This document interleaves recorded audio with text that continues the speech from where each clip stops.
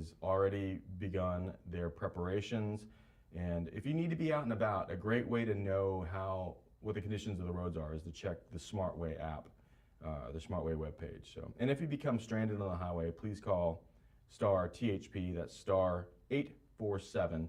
Be mindful of your location and be able to convey that to the troopers, and they'll get to you as quick as they can.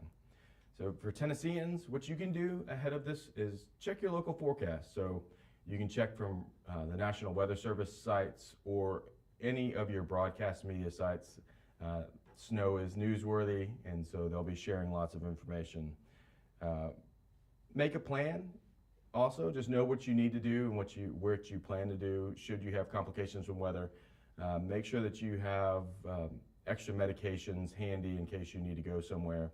And then ahead of the winter weather here, you can insulate pipes in exposed areas. And we always encourage folks to have an emergency kit with 72 hours of supplies. So be prepared for power outages. If you do need to go somewhere in your vehicle, throw an extra blanket and coat, gloves, kitty litter or sand or something that can give you extra traction, and things like jumper cables, just to make sure that should the weather affect your ability to start your car, that you're ready to go. So if you hit the roadway, be sure to share your plans with friends or family so they know where you are, where you're going, and know to contact people if they've lost contact with you. So the last thing we'd say is make sure you have multiple ways to receive warnings and alerts. So whether that's a great weather app, and always having a NOAA weather radio handy is a great way to make sure that you can receive timely warnings from the National Weather Service. Accounts to follow for updates include the Tennessee Emergency Management Agency, the Tennessee Department of Transportation, and the Tennessee Highway Patrol. Okay, there were no questions put in the chat, so we'll just, we received a couple ahead of time. So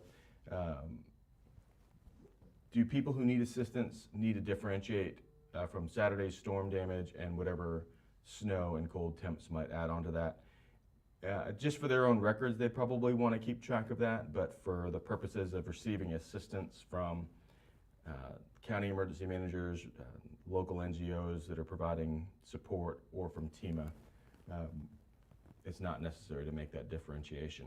The difference for renters and owners who need storm damage assistance, for really focused on those residents that need assistance, is you can just go ahead and there really is no difference. So if you need assistance, contact your county emergency management agency.